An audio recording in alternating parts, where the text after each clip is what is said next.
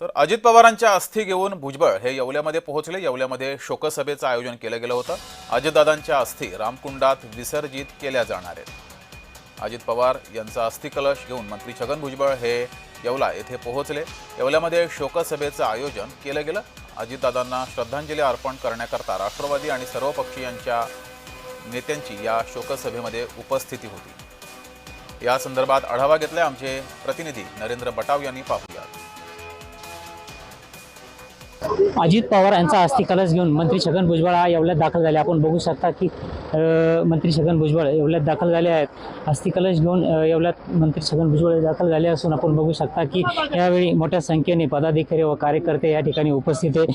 आपण बघितलं तर आज या ठिकाणी राष्ट्रवादी तसेच सर्व पक्षांची शोकसभा होणार आहे। यावेळी मंत्री छगन भुजबळ हे आपला अजितदादांचा अस्थि कलश घेऊन येवल्यात दाखल झाले असून या अस्थि कलशाच्या दर्शनासाठी मोठ्या संख्येने या ठिकाणी गर्दी झाल्याचे यावेळी दिसून येत आहे। नरेंद्र बटाव, जय महाराष्ट्र न्यूज, येवला।